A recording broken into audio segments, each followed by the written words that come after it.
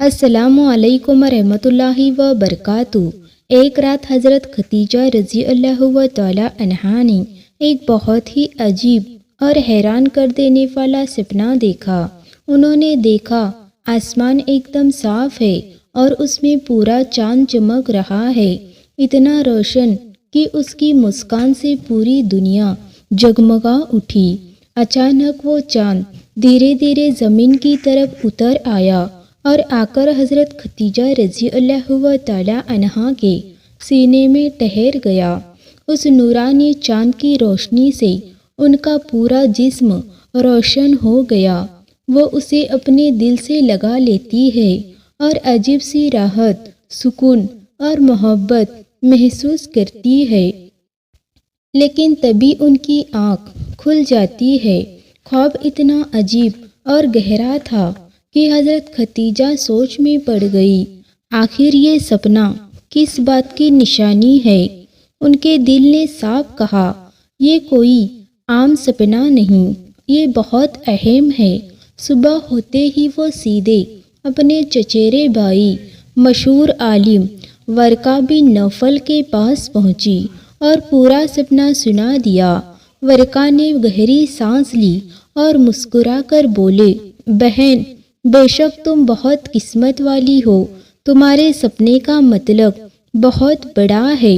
میں نے تورات اور انجیل میں پڑھا ہے کہ دنیا میں آخری نبی کا آنا قریب ہے، اور تمہارا یہ سپنا اس بات کی گواہی دیتا ہے کہ وہ آخری نبی صلی اللہ علیہ وسلم تمہارے شوہر بننے والے ہیں۔ عورتوں اور مردوں میں سب سے پہلے تم ہی انہیں نبی مان کر ایمان لاؤ گی۔ یہ سن کر حضرت خدیجہ کا دل خوشی اور امید سے بھر گیا۔ اس دن سے ان کے دل میں ایک نئی روشنی، ایک اندھے کی امید جاگ اٹھی۔ ادھر مکہ میں حضرت محمد مصطفیٰ صلی اللہ علیہ وسلم کی شادی کی عمر ہو چکی تھی، لیکن ان کے والدان چاچا ابو طالب بہت پریشان تھے۔ گھر میں تنگی تھی، پیسوں کی کمی تھی۔ وہ چاہتے ہوئے بھی اپنے بھتیجے کی شادی نہیں کروا پا رہے تھے۔ ایک دن ابو طالب نے حضرت محمد مصطفیٰ صلی اللہ علیہ وسلم کو پاس بٹھایا اور بڑے درد سے کہا، اے محمد، میں بہت شرمندہ ہوں کہ خرچ کی کمی کی وجہ سے اب تک تمہاری شادی نہیں کر پایا۔ حالانکہ میں دل سے یہی چاہتا ہوں کہ تمہاری شادی جلد سے جلد ہو جائے۔ میرے دل میں ایک خیال آیا ہے، میرے دوست قبیلے کی بیٹی خدیجہ کا بہت بڑا کاروبار ہے، اسے ایماندار اور تجربے کار لوگوں کی بہت ضرورت ہوتی ہے۔ مگر تم اس کام میں شریک ہو جاؤ تو بدلے میں تمہیں اچھی خاصی کمائی ہو سکتی ہے۔ پھر اس کمائی سے تھوڑا بچا کر تمہاری شادی کا انتظام کیا جا سکتا ہے۔ تو میں تم سے پوچھتا ہوں، کیا تم حضرت خدیجہ رضی اللہ تعالی عنہا کے کاروبار میں کام کرنے کے لیے راضی ہو؟ جب چاچا ابو طالب نے یہ بات کہی تو رسول اللہ نے ادب کے ساتھ جواب دیا، چاچا جان، آپ میرے چاچا ہیں اور سب سے بڑے بھلائی چاہنے والے ہیں۔ آپ کے ہر مشورے سے میں پوری طرح راضی ہوں، آپ اس بارے میں بالکل بے فکر رہیے۔ ادھر حضرت خدیجہ رضی اللہ تعالی عنہا پہلے سے ہی رسول صلی اللہ علیہ وسلم کی سچائی، عقل مندی اور ایمانداری کے چرچے سن چکی تھی، اس لیے انہوں نے ایک دن اپنے لوگوں کے ذریعے پیغمبر کو پیغام بھجوایا، اگر آپ چاہو تو میرے کاروبار کی دیکھ بھال کرے۔ رسول صلی اللہ علیہ وسلم نے اس بارے میں اپنے چاچا ابو طالب سے مشورہ کیا اور پھر وہ پیغام لانے والے کو جواب بھجوایا، میں اس کام کے لیے تیار ہوں۔ کچھ ہی دنوں میں حضرت خدیجہ نے بہت سارا مال اور دولت ان کے سپرد کر دیا اور کاروبار کے سلسلے میں سیریا روانہ کیا۔ ان کی مدد اور خدمت کے لیے انہوں نے اپنا وفادار غلام میسرہ اور ایک رشتہ دار خزمہ کو بھی ساتھ بھیجا۔ ختیجہ نے دونوں سے ہدایت کی، تم لوگ ہر حال میں محمد کی خدمت کرنا، ان کی حفاظت کرنا اور ان کی سہولیت کا خاص خیال رکھنا۔ رسول صلی اللہ علیہ وسلم مشورہ اور خزمہ کے ساتھ ایک بڑے قافلے میں شامل ہو کر سیریا کی طرف روانہ ہو گئے۔ اس سفر کے بعد وہ لوگ بشرا نام کی جگہ پہنچے۔ وہاں ایک پرانا سوکھا ہوا پیڑ کھڑا تھا جس پر نہ تو پتے تھے اور نہ ہی پھول اور پھل۔ قافلے کے لوگ اسی پیڑ کے نیچے تمبو گاڑنے لگے۔ رسول صلی اللہ علیہ وسلم اس پیڑ کی جڑ میں بیٹھ کر آرام کرنے لگے، لیکن دیکھو اللہ کی قدرت، جیسے ہی آپ اس جڑ پر بیٹھے پیڑ میں جان آ گئی۔ کچھ ہی دیر میں سوکھا پیڑ ہرا بھرا ہو گیا، اس پر پتے، پھول اور پھل نکل آئے۔ قافلے کے لوگ یہ معجزہ دیکھ کر حیرت میں پڑ گئے۔ وہیں پاس ہی ایک عیسائی راہب فادر بحیرہ رہتا تھا۔ جب اس نے یہ خبر سنی تو دوڑتا ہوا آیا اور اپنی آنکھوں سے پورا منظر دیکھا۔ اس نے سب لوگوں سے پوچھ تاچھ شروع کر دی، یہ کون لوگ ہیں اور ان سب میں یہ شخص کون ہے جس کی وجہ سے پیڑ زندہ ہو گیا؟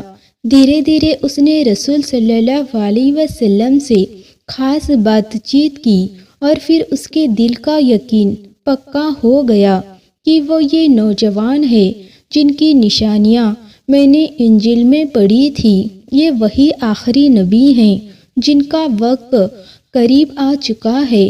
پھر اس نے گپت روپ سے میسرہ کو بلایا اور نرمی سے کہا، سنو، محمد کوئی عام انسان نہیں، وہ ایک سچے اور بہت ہی اچھے نوجوان ہے۔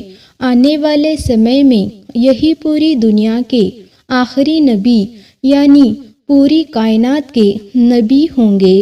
لیکن یاد رکھنا، یہودی اور عیسائی جب انہیں پہچان لیں گے تو ان کی جان لینے کی کوشش کریں گے، کیونکہ وہ جانتے ہیں کہ آخری نبی کے آنے کے بعد ان کی قومیں اور ان کے مذہب ختم ہو جائیں گے اور صرف انہی کا دین پوری دنیا میں پھیلے گا۔ اس لیے دیر مت کرو، جلدی سے مال بیچ کر واپس اپنے گھر لوٹ جاؤ۔ راہب کی اس نصیحت کے بعد رسول صلی اللہ علیہ وسلم نے بشرا شہر میں اپنا سارا مال بیچ دیا، اور کیا کرشمہ، ہر چیز دگنے منافع میں بک گئی۔ پھر قافلہ گھر کی طرف روانہ ہوا۔ راستے میں میسرہ اور خزمہ نے ایک اور عجیب منظر دیکھا۔ جہاں جہاں نبی صلی اللہ علیہ وسلم کا اونٹ چلتا، ان کے اوپر بادل کا ٹکڑا چھایا بن کر ساتھ ساتھ چلتا۔ دونوں نے یہ نورانی منظر اپنی آنکھوں سے دیکھا اور حیرت میں ڈوب گئے۔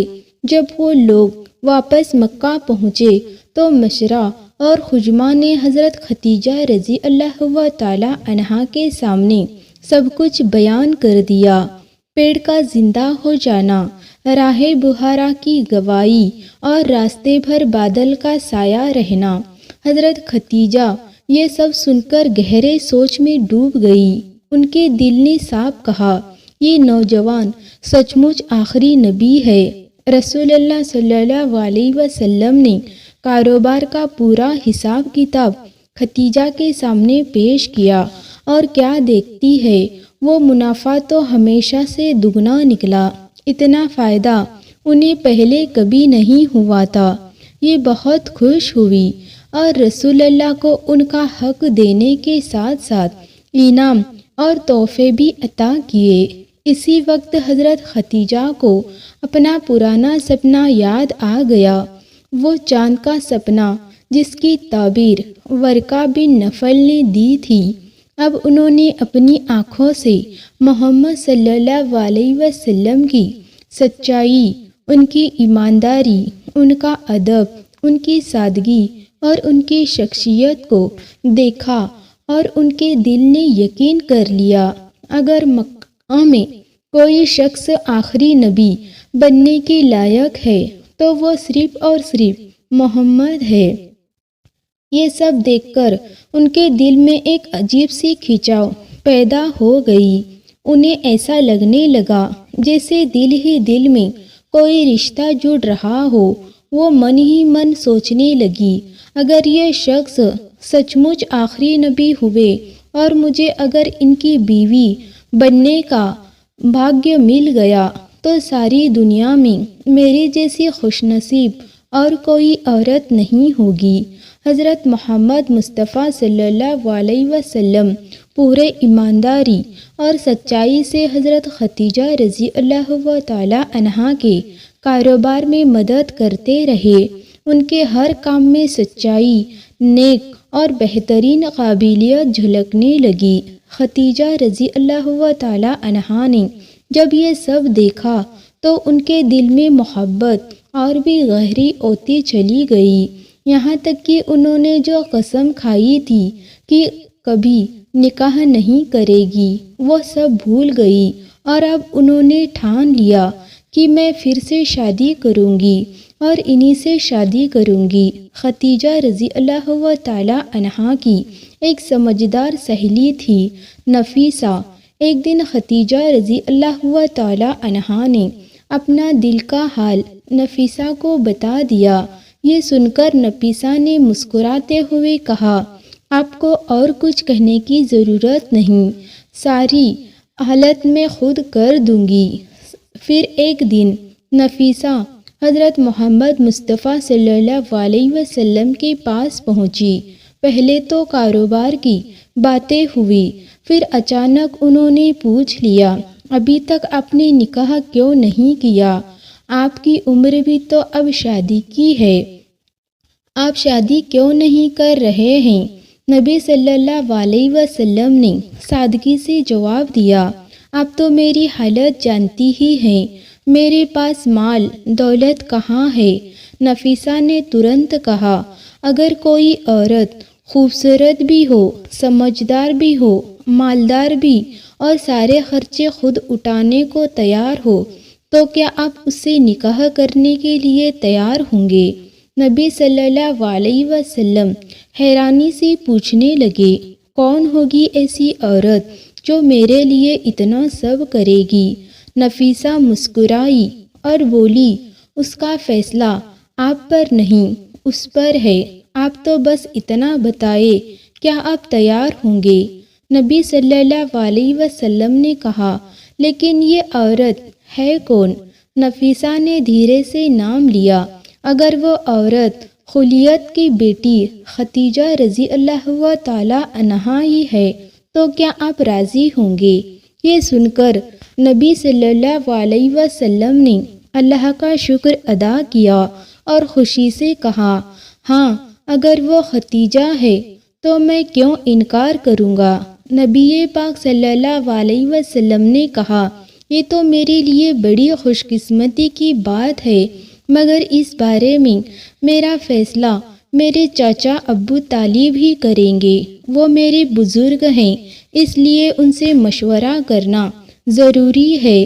نفیسہ بولی، ہاں یہ تو بالکل صحیح بات ہے، پر ہو سکتا ہے اس معاملے میں آپ کو اپنے چاچا سے بات کرنے میں تھوڑی جھجک ہو، تو کیوں نہ یہ ذمہ داری میں ہی لے لوں، میں آپ کے چاچا سے خود اس بارے میں بات کر لوں گی۔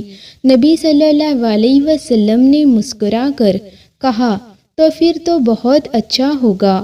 پھر نفیسہ خدیجہ رضی اللہ عنہا کے پاس پہنچی اور خوش ہو کر ساری بات انہیں بتا دی۔ خدیجہ رضی اللہ تعالی عنہا یہ سن کر بہت خوش ہوئی۔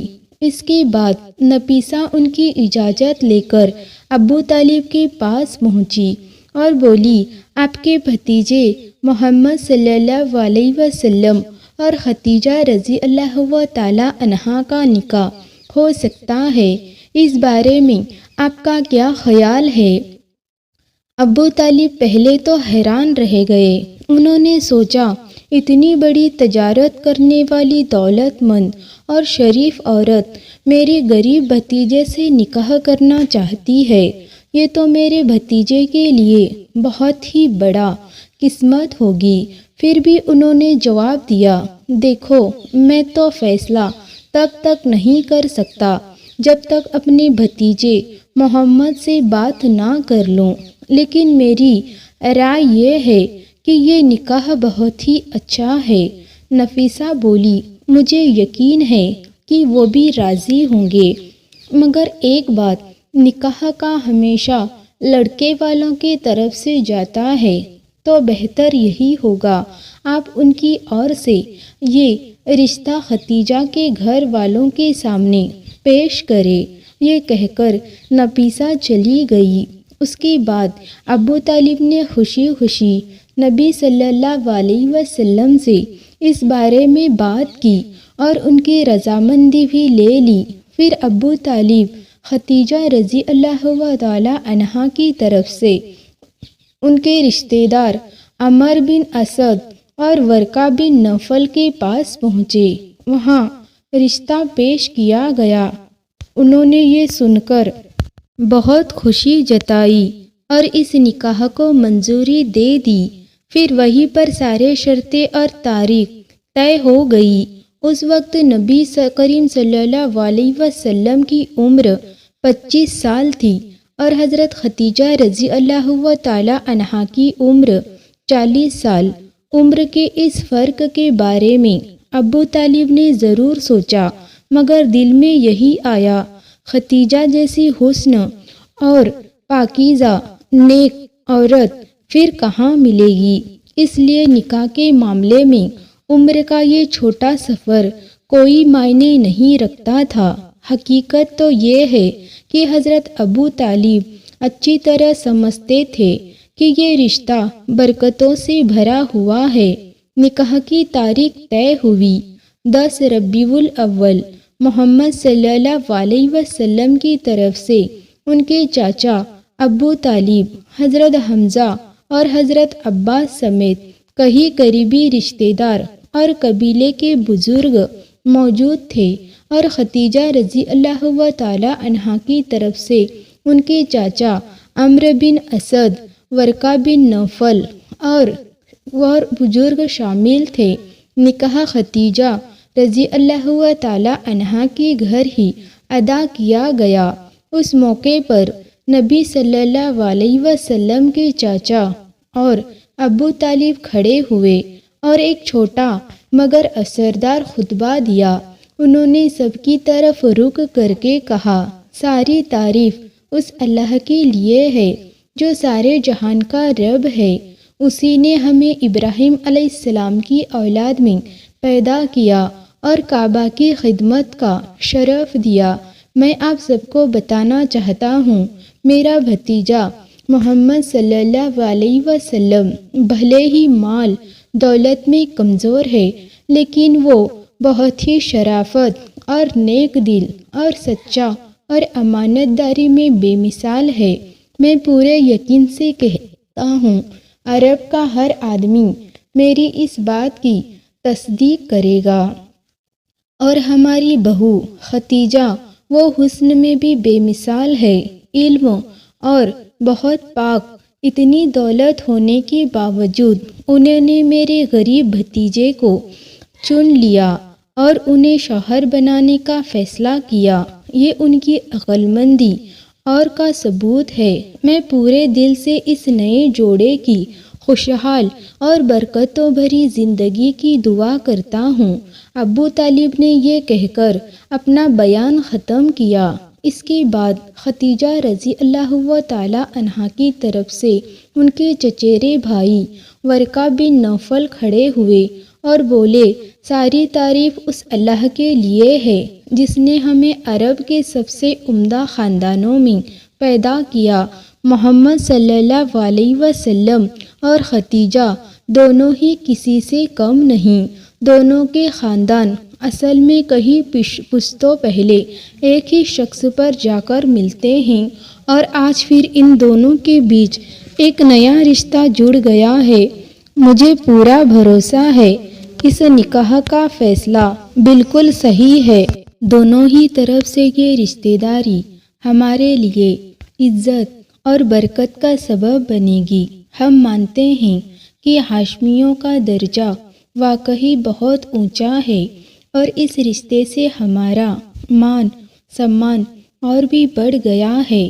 خدیجہ رضی اللہ تعالی عنہا نے محمد صلی اللہ علیہ وسلم کو جیون ساتھی چن کر نہ صرف عقل مندی دکھائی ہے بلکہ ہم سب کا مرتبہ بھی بڑھا دیا ہے، کیونکہ حضرت محمد مصطفیٰ صلی اللہ علیہ وسلم جیسے نوجوان، سچے اور نیک نوجوان پورے عرب میں دوسرا کوئی نہیں ہے۔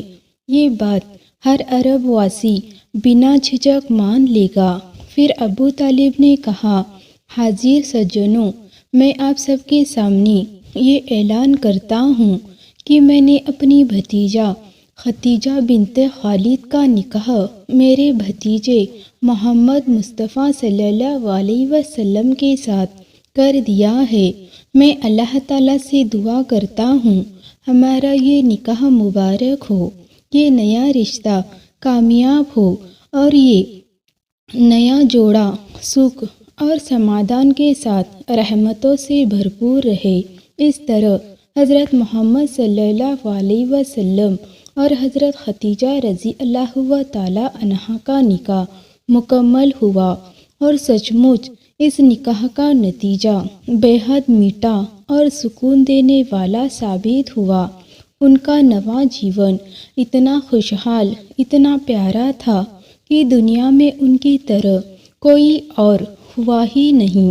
نکاح کے بعد حضرت خدیجہ نے ابو طالب کو اتنا مال و مال مدد دیا کہ انہوں نے بیاپار کر کے آرام اور عزت کی زندگی گزاری۔ پھر خدیجہ رضی اللہ تعالی عنہا نے اپنی تمام دولت حضرت محمد مصطفیٰ صلی اللہ علیہ وسلم کے حوالے کر دی اور محبت سے کہا، یہ سارا مال دولت اب آپ کا ہے، آپ جیسے چاہے اسے استعمال کریں، لیکن ہمارے نبی صلی اللہ علیہ وسلم کو اس دولت سے کبھی موہ نہیں تھا۔ انہوں نے تو وہ سارا دھن غریبوں اور محتاجوں میں بانٹ دیا، اور دیکھیے خدیجہ رضی اللہ تعالی عنہا نے کبھی شکایت نہیں کی، بلکہ وہ تو بے حد خوش ہوئی۔ نبی صلی اللہ علیہ وسلم اور ام المومنین خدیجہ رضی اللہ تعالی عنہا کا گھرانہ ہمیشہ محبت اور برکت سے بھرا رہا۔